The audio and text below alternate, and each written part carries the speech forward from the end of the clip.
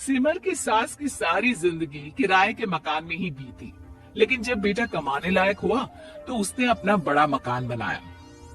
क्या है माँ, इतनी लंबी लिस्ट मेहमानों की? गृह प्रवेश है सिर्फ, शादी में तो तुमने इन लोगों को बुलाया ही था ना। अरे बेटा, तुम्हारे पिता और मैंने तो सारा आजीवन घर नहीं बनाया, ये सोचकर कि पैसा घर में लगा देंगे तो तुझे कहाँ से पढ़ाएंगे। अब बेटा, घर जैसी खुशी में मैं उन लोगों को कैसे भूल जाऊं जिन लोगों के साथ मैंने पूरा जीवन काटा। तभी वहां बहू आ जाती है। क्या माँ जी, कैसी बात कर रही हैं? बुआ जी, चाची जी, उनकी बेटियां, ससुराल वाले सभी तो आ रहे हैं। मैंने उनकी लिस्ट सुमन से पूछकर तैयार कर ली है। हाँ बेटा, ये लोग तो रिश्तेदार हैं, इन लोगों को तो बुलाना ही है, लेकिन जिन लोगों के साथ मैं किराए के मकानों में रही, वो मकान मालिक, वो पड़ोसी, उन्हें कैसे भूल सकती हूँ। माँ, लेकिन वो नीलम आंटी को तो मत बुलाना, बड़ा ही लो स्टैंडर्ड साउंड करती है वो। हाँ माँ, और वो किरण को भी। उनका पति और बेटा खाते कितना है। और नहीं तो क्या, शादी में भी 2000 रुपए वाली प्लेट में दनादन खा रहे थे। माँ कुछ नहीं बोलती, कमरे में चली जाती है। तुम्हारी माँ के तो चोचले ही अलग है, न जाने लोगों को क्या बताना चाहती हैं। अरे आस पड़ोस को तो ऐसे पूछ रही है जैसे कि रिश्तेदार। हाँ, जानता हूँ माँ को, वो किसी से जुड़ती है तो दिल से जुड़ती है। वैसे बात करता हूँ उनसे। सभी अपने अपने काम में लग जाते हैं। सास को नींद आ जाती है और वो सो जाती है। लग रहा है कि गुस्सा होकर सो गई। कपड़े भी अपने बाहर फेंक कर गई है। बहू है ना, नौकरानी जैसी, कर लेगी काम। बड़बड़ करती बहू सास के कमरे में जाती है और कपड़ों को उनकी अलमारी में रखती है कि तभी उसके हाथ में एक एल्बम और कुछ खत लगते हैं। अरे ये क्या है? बहू एल्बम देखती है जहाँ नीलम आंटी और सास के साथ छोटा सा उसका सुमन खड़ा होता है। इनकी बचपन की फोटो। वो सारी फोटो देखकर जब खत को खोलती है तो वो किरण का होता है। बहू खत पढ़ने लगती है। खत में लिखा होता है, तू पैसे की चिंता ना कर, सुमन की पढ़ाई में कोई कमी ना हो, हम पड़ोसी नहीं बहने हैं। तभी सास जग जाती है। अरे बहू, क्या हुआ? कुछ चाहिए था क्या? बहू बात घुमा देती है। माँ जी, वो इनकी फोटो देख रही थी नीलम आंटी के साथ। कितनी सुंदर लग रही है ना आंटी? हाँ, दिखा तो जरा फोटो। बहू सास को फोटो देती है।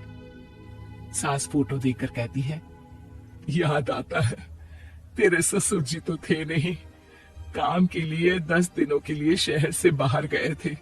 जब बेटा होने वाला था तब नीलम आंटी और अरुण अंकल ही थे। आंटी बेचारी रात भर मेरे साथ बैठी रही तो अंकल भाग भाग कर दवाई का इंतजाम कर रहे थे। बेटे के होने के बाद भी जब तक मैं घर नहीं आई मेरे पास ही रहे। रिश्तेदार तो आए थे मुंडन में 10 दिनों के बाद। बहू सुनकर खुश होती है, तभी नजर खत पर पड़ती है। माँ, ये किरण आंटी को आपने पैसे वापस कर दिए? हाँ, वो भी समझ कैसे कैसे किए मैं ही जानती हूँ। सुमन की पढ़ाई के लिए पैसों की जरूरत थी।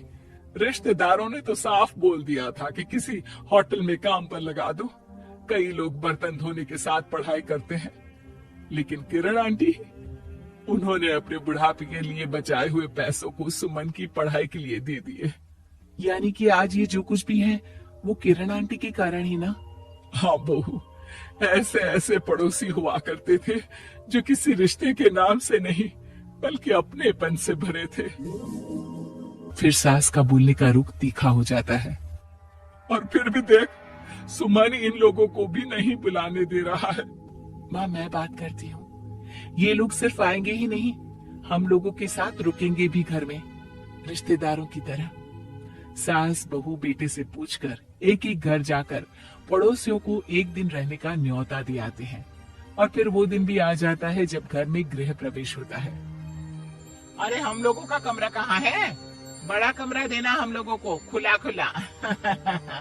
सुमन परेशान हो जाता है कि वो क्या करे, कहाँ किसका सामान रखे, कि वहीं किरण पड़ोसन आ जाती है। अरे सुमन, परेशान ना हो बेटा, हमारे कमरे में रख दो उन लोगों का सामान, हम तो तेरी माँ के साथ ड्राइंग रूम में एडजस्ट हो जाएंगे। और हमारा कमरा कहाँ है?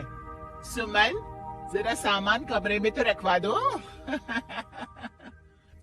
अरे ये क्या, मेरे कमरे में तो सफाई ही नहीं है। अरे बता देती सुमन, हम कहीं और रह लेते। तभी वहाँ नीलम झाड़ू लेकर आ जाती है। अरे बबली दीदी कैसी बात कर रही हैं? चलिए मैं साफ किए देती हूँ कमरा। वहीं मामी जी भी आ जाती हैं। अरे सुमन दीदी, सबसे छोटा कमरा हम लोगों को ही देना था क्या? मायके की कोई परवाह नहीं है।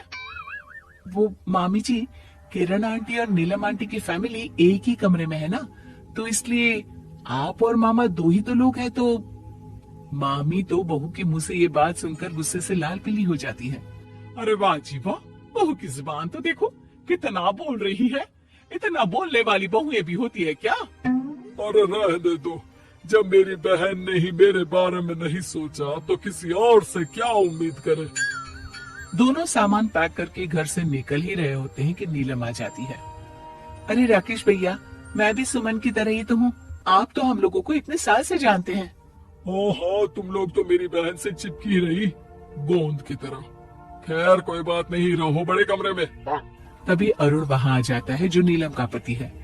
अरे अरे भाई साहब, थोड़ा तो वक्त दीजिए, हम सारे छोटे कमरे में शिफ्ट हो रहे हैं। सारे पड़ोसी छोटे कमरे में चले जाते हैं और मामा मामी बड़े कमरे में।